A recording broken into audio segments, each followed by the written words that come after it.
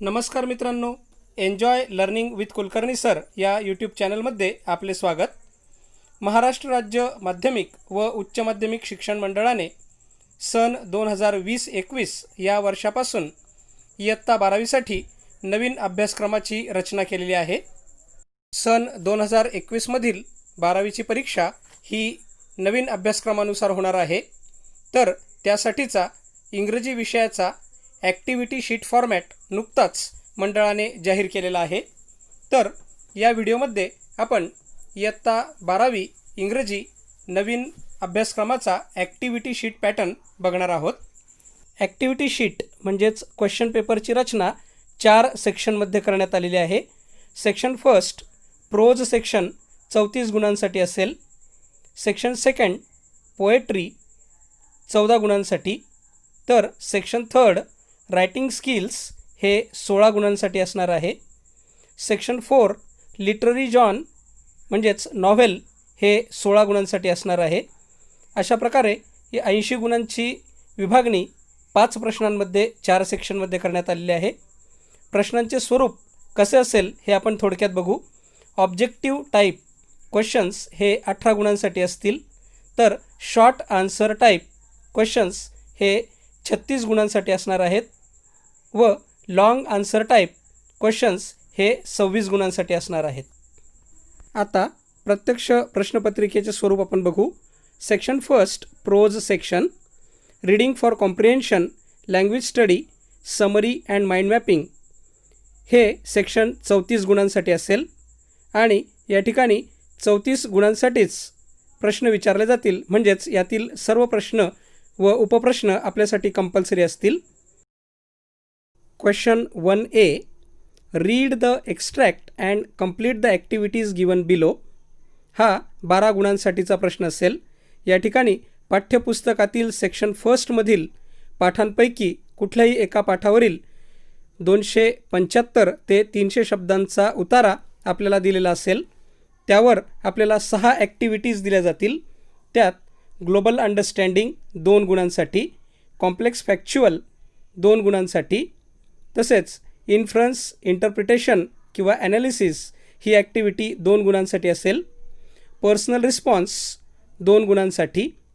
Language study यामध्ये व्याकरणाशी संबंधित 2 गुणांसाठीचे प्रश्न व व्होकॅब्युलरी ही ॲक्टिव्हिटी 2 गुणांसाठी विचारली जाईल.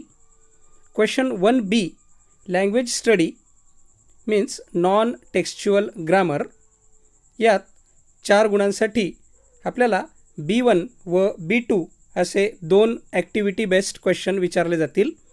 ज्यात do as directed means transformation of sentences 3 व स्पॉट द एरर 1 गुणासाठी. म्हणजेच हा प्रश्न एकूण 4 गुणांसाठी विचारला जाईल. Question 2A read the extract and complete the activities given below हा देखील 12 गुणांसाठीचा अनसीन एक्स्ट्रॅक्ट असेल. हा पॅसेज साधारणतः 275 ते 300 शब्दांचा असेल. या अनसीन एक्स्ट्रॅक्टवरती आपल्याला 6 ॲक्टिव्हिटीज प्रत्येकी 2 गुणांसाठी विचारल्या जातील. यात global understanding, complex factual, inference or interpretation or analysis, personal response, language study and vocabulary अशा एकूण 6 ॲक्टिव्हिटीज प्रत्येकी 2 गुणांसाठी विचारल्या जातील. क्वेश्चन 2B व क्वेश्चन 2C हे प्रत्येकी 3 म्हणजेच 6 गुणांसाठी असतील. Question 2B write the summary of the above extract with a suitable title with the help of given points or hints. Question 2A मध्ये विचारलेल्या अनसीन एक्स्ट्रॅक्टची समरी आपल्याला टायटलसह 3 गुणांसाठी क्वेश्चन 2B मध्ये करायची आहे. Question 2C develop a mind mapping frame or design using your ideas, thoughts, concepts to illustrate on the given topic. दिलेल्या विषयावरती आपल्याला 3 गुणांसाठी माइंड मॅपिंग ही ॲक्टिव्हिटी आपल्याला क्वेश्चन 2C या प्रकारात करायची आहे. अशा प्रकारे क्वेश्चन 1 हा 16 गुणांसाठी व क्वेश्चन 2 हा 18 गुणांसाठी म्हणजे सेक्शन फर्स्ट एकूण 34 गुणांसाठी असणार आहे. Section second poetry and appreciation हे सेक्शन 14 गुणांसाठी असणार आहे. या सेक्शनमध्ये आपल्याला क्वेश्चन 3A व B विचारला जाईल. Question 3A, read the extract and complete the activities given below for 10 marks.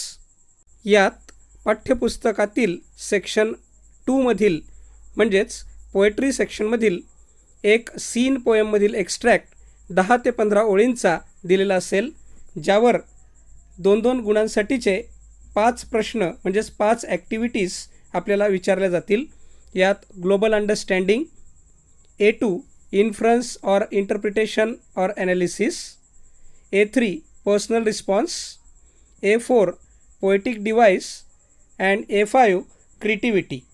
म्हणजेच A5 या ॲक्टिव्हिटीमध्ये आपल्याला स्वरचित कवितेच्या 2 ते 4 ओळी लिहिणे अपेक्षित आहे. अशा प्रकारे क्वेश्चन 3A हा 10 गुणांसाठी असेल, तर क्वेश्चन 3B हा पोएटिक ॲप्रिसिएशनसाठी असणार आहे. Read the extract and write as per instructions.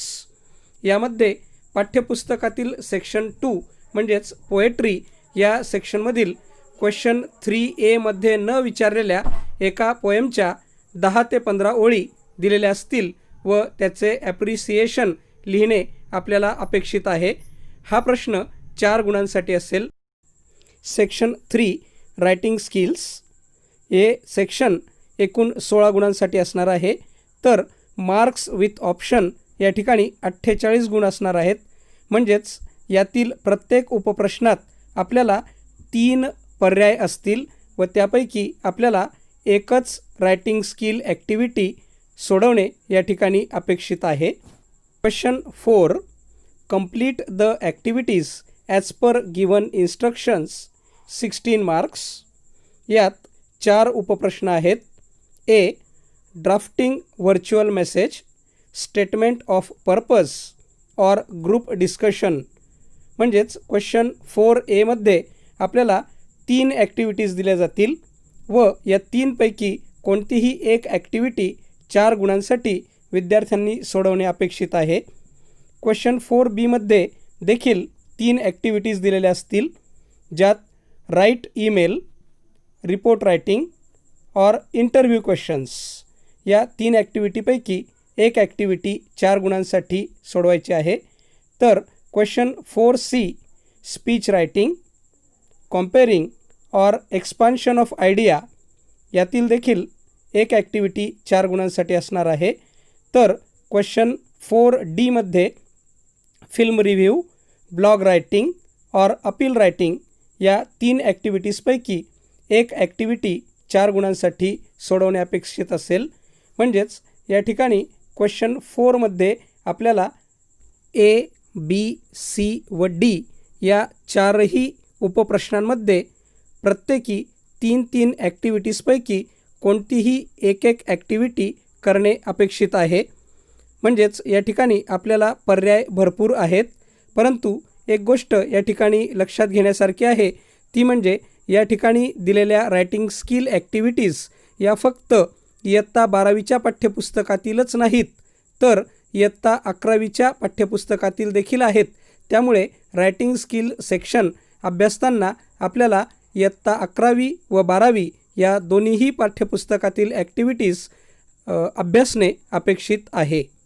Section 4 literary genre novel हे सेक्शन 16 गुणांसाठी आहे. म्हणजेच यातील सर्व प्रश्न व उपप्रश्न हे कंपल्सरी असणार आहेत. यात फक्त एकच प्रश्न विचारला जाईल, क्वेश्चन नंबर 5, ज्यात 4 उपप्रश्न आपल्याला विचारले जातील.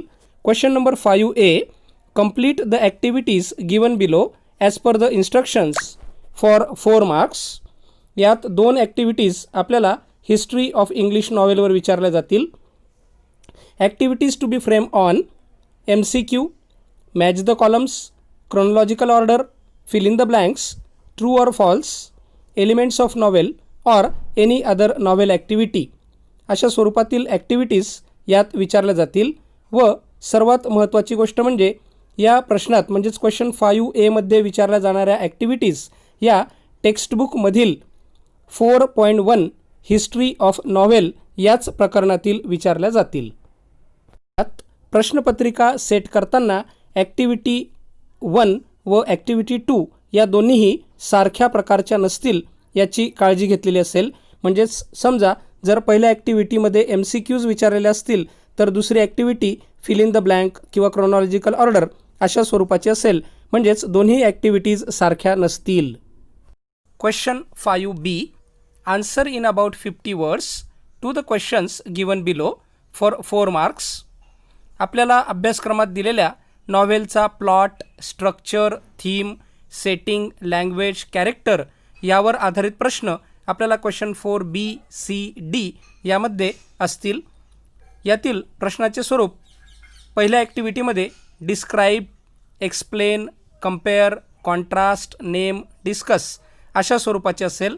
तर सेकंड ॲक्टिव्हिटीमधल्या प्रश्नांचे स्वरूप illustrate, interpret, narrate, justify, find, identify अशा स्वरूपाचे 2 गुणांसाठीचे प्रश्न आपल्याला या ठिकाणी विचारले जातील.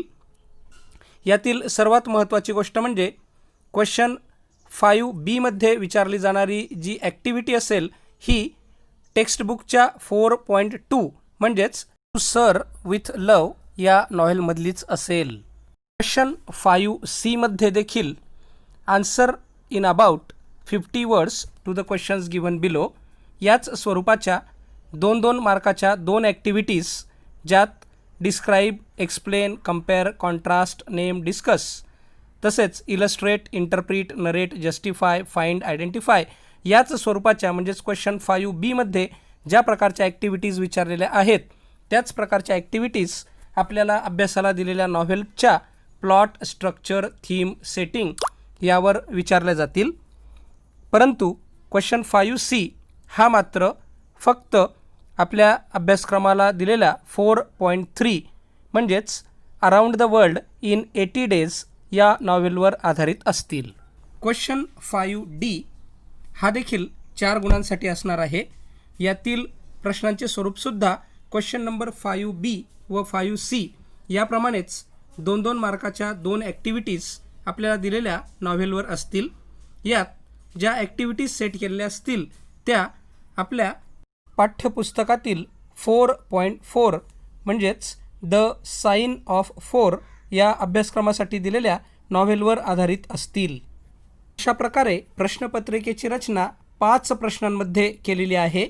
यातील क्वेश्चन 1 to 4 हे पूर्णपणे ॲक्टिव्हिटी बेस्ड असतील. तर क्वेश्चन 5 मधील B, C व D हे 3 उपप्रश्न मेमरी बेस्ड म्हणजेच स्मरणावर आधारित असतील. सर्वात महत्त्वाचं म्हणजे क्वेश्चन पेपरमध्ये कोणतीही ॲक्टिव्हिटी रिपीट होणार नाही याची दक्षता पूर्णपणे घेतलेली असेल. अशा प्रकारे इंग्रजी विषयासाठीच्या ॲक्टिव्हिटी शीटचा म्हणजेच क्वेश्चन पेपरचा फॉर्मॅट आपण बघितला. येणाऱ्या परीक्षेसाठी सर्वांना खूप खूप शुभेच्छा. हा व्हिडिओ नक्कीच लाईक करा व या चॅनलला सबस्क्राईब करा म्हणजेच आपल्याला इयत्ता 12वीसाठीच्या अभ्यासक्रमाविषयी उपयुक्त व्हिडिओज आपल्याला या चॅनलवर नक्की बघायला मिळतील. धन्यवाद.